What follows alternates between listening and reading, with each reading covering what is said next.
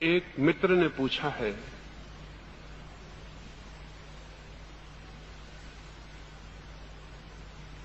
कि विचार छोड़ दें, कैसे छोड़ दें? विचार छूटेगा कैसे?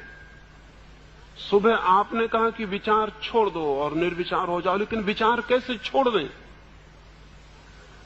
इसे थोड़ा समझना उपयोगी है। मैं ये मुट्ठी बांधे हुए हूं और आपसे आके पूछूं कि ये मुट्ठी मुझे खोलनी है, कैसे खोलूं? तो आप क्या कहेंगे? आप कहेंगे बांधो मत, मुट्ठी खुल जाएगी। बांधो मत। खोलने के लिए कुछ भी नहीं करना पड़ता, बांधने के लिए कुछ करना पड़ता है। बांधने के लिए मुझे श्रम करना पड़ रहा है मुट्ठी। अगर मैं न बांधूं तो मुट्ठी खुल जाएगी। खुला होना मुट्ठी का स्वभाव। इसमें दो बातें समझ लेनी जरूरी है। एक, विचार हम कर रहे हैं, पकड़े हुए हैं, इसलिए चल रहा है। तो ये मत पूछें कि हम विचार को कैसे छोड़ें, ये पूछें कि हम विचार को कैसे पकड़े हुए हैं। और पकड़ने की तरकीब ख्याल में आ जाए तो छूटना अपने आप हो जाएगा। हम पकड़े कैसे हुए? पकड़ने की तरकीब है तादात्म्य, आइडेंटिटी। हम प्रत्येक विचार के साथ अपना तादात्म्य कर लेते हैं। क्रोध आया और आप कहते हैं कि मुझे क्रोध आ गया। आप फासला नहीं कर पाते कि मैं अलग हूं और क्रोध अलग है। एक विचार भीतर चल रहा है और आप उस विचार के साथ एक हो जाते हैं और लगता है यही मैं हूं।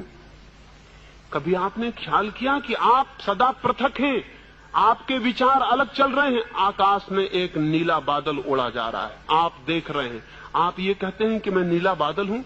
आप कहते हैं वो नीला बादल रहा, देखने वाला मैं हूं। मन के आकाश पर एक विचार चल रहा है, आप फौरन कहते हैं कि ये मैं हूं। झंझट में पड़ गए। मन के आकाश पर विचार उतनी ही दूरी पर चल रहा है आपसे जितना उस आकाश पर एक बदली का टुकड़ा चल रहा है। आप फिर भी अलग हैं। आप दूर खड़े साक्षी से ज्यादा नहीं हैं। ये हमें स्मरण करना होगा निरंतर कि विचार से मैं पृथक हूं, अलग हूं, और कोई विचार से मैं जुड़ा हुआ नहीं हूं। लेकिन हम विचार से अपने को जोड़ने की आदत के इतने आदी हो गए हैं कि हमें ख्याल ही नहीं आता। जब क्रोध आता है तो बजाय इसके कि आप ये कहें कि मेरे सामने क्रोध आ गया है, आप कहते हैं मैं क्रोधी हो गया हूं। आप गलत कहते हैं।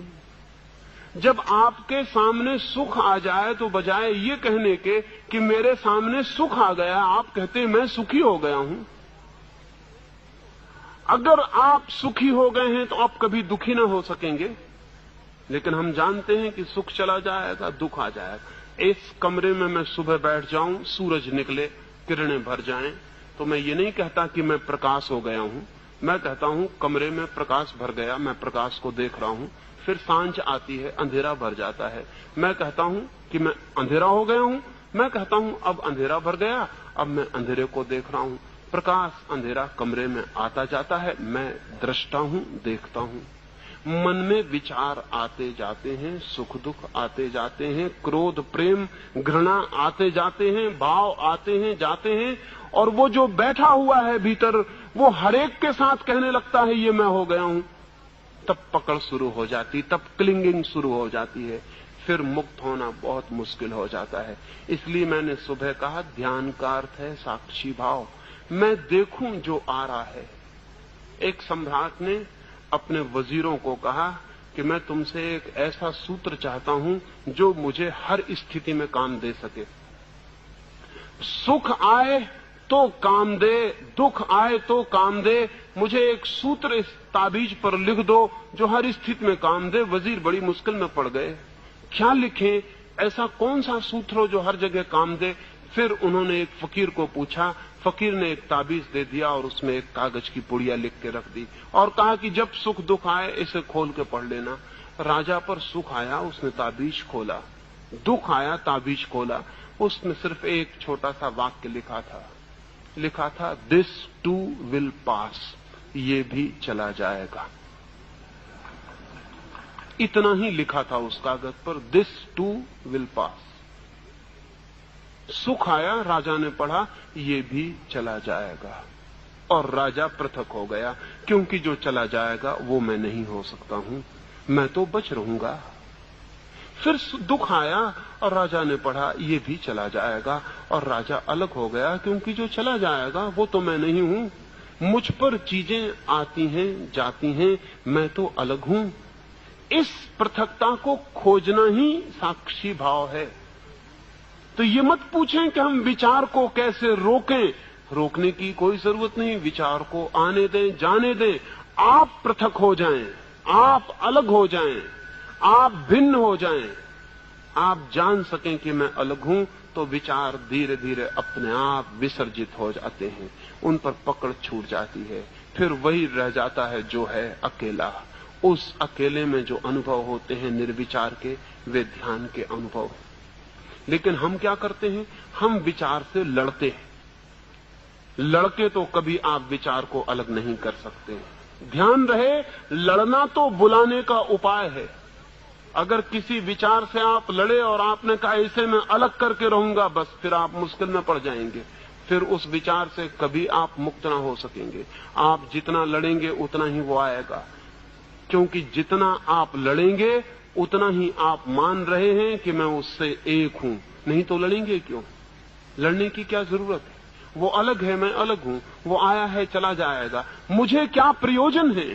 लेकिन हम लड़ते हैं। मैंने सुना है तिब्बत में एक फकीर था, उसके पास एक आदमी आया और उसने कहा मुझे एक मंत्र दे दें, मैं कोई सिद्धि करना चाहता हूं। उस फकीर ने कहा मेरे पास कोई मंत्र नहीं। लेकिन नहीं माना वो व्यक्ति, पैर पकड़ लिए, हाथ जोड़ने लगा, दे ही दे। तो उस फकीर ने कागज पर एक मंत्र दे दिया और कहा इसे 5 बार पढ़ लेना। फिर तो वो आदमी भागा, उसने लौट के धन्यवाद भी ना दिया। वो मंदिर की सीढ़ियां उतरता था, तब वो फकीर चिल्लाया कि ठहरो, मैं एक बात भूल गया, एक शर्त बताना भूल गया। ध्यान रहे, बंदर का स्मरण ना आए जब तुम ये मंत्र पढ़ो। अगर बंदर का स्मरण आया, मंत्र बेकार हो जाएगा। बंदर दुश्मन है इस मंत्र का। उस आदमी ने कहा मुझे कभी बंदर का स्मरण जिंदगी हो गई नहीं आया, इसकी फिक्र मत करो। लेकिन भूल हो गई, पूरी सीढ़ियां उतरना भी मुश्किल हो गया, बंदर का स्मरण शुरू हो गया। रास्ते पर घर की तरफ चला और बंदर चारों तरफ मन में घूमने लगे। बहुत आंख बंद करता है, बंदरों को भगाता है, लेकिन बंदर जोर से आते हैं। घर पहुंचा, स्नान करता है, लेकिन बंदर तो घिरते चले जाते हैं। रात हो गई, मंत्र लेके बैठता है, हाथ में मंत्र है लेकिन भीतर बंदर है। तो घबरा गया, उसने कहा इन बंदरों से कोई संबंध कभी नहीं रहा, आज क्या हो गया है? क्या ये बंदर 5 मिनट के लिए भी ना रुकेंगे? रात भर मुश्किल हो गई, लेकिन 5 मिनट के लिए बंदर से छुटकारा नहीं। सुबह तो पागल हो गया, जाके मंत्र वापस लौटा दिया उस फकीर को, कहा क्षमा करो, अगले जन्म में हो सकती है अब ये सिद्धि। फकीर ने कहा क्यों, क्या बात है? उसने कहा वो बंदर जान लिए ले रहे हैं और अब उनसे छुटकारा इस जन्म में नहीं हो सकता।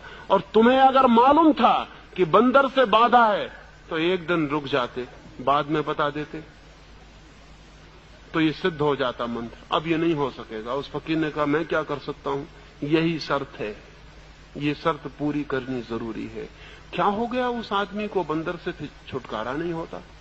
जिस विचार से हम लड़ते हैं उस विचार पर हम केंद्रित हो जाते हैं। जिस विचार से हम लड़ते हैं उस विचार से हम हिप्नोटाइज्ड हो जाते हैं। जिस विचार से हम हटना चाहते हैं सारा चित्त उसी पर केंद्रित हो जाता है। किसी को भुलाने की कोशिश करो, फिर मुश्किल हो जाएगी, वो नहीं भूलेगा। प्रेमियों से पूछो, प्रेमिकाओं को भुलाने की कोशिश बहुत मुश्किल हो जाती है। जिनको नहीं भुलाना वे भूल जाते हैं, जिनको भुलाना है वे कभी नहीं भूलते।